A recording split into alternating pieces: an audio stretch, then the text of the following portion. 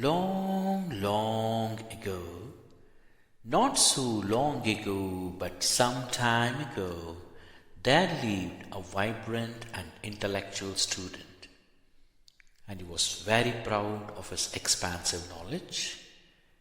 Indeed, he took great pride in proving his professors wrong.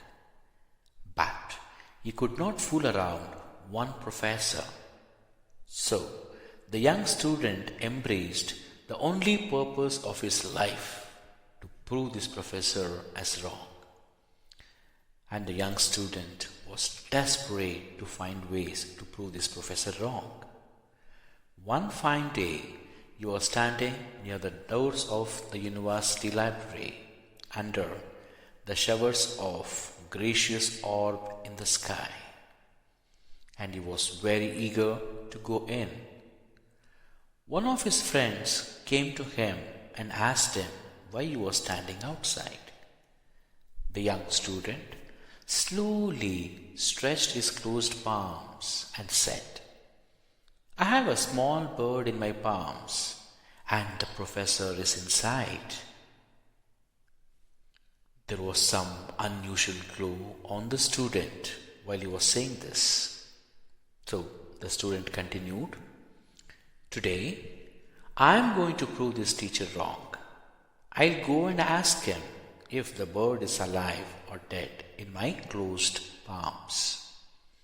If he says that the bird was alive, I will squeeze the bird to death. And if he says that the bird is dead, I will release the bird.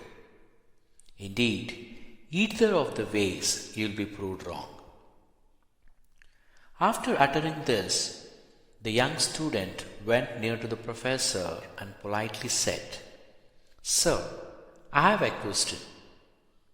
The professor, with a gentle smile, said, "Please go ahead." The young student stretched his closed palms and said, "Sir, there is a bird in my hand, and you have to tell me if the bird is alive or dead." The professor thought for a while, and he replied with a gracious smile, "My dear young friend, I can't tell you whether the bird is alive or dead. Should the bird be alive or dead is in your hands." As soon as the student heard this response, there was a flash of enlightenment and realization for the boy, and he finally let the bird fly. The learning from the story is that bird is a metaphor for one's life. If this life should suffocate to death or fly higher and higher in the horizons of personal or professional excellence is in the hands of beholder. It is in the hands of oneself.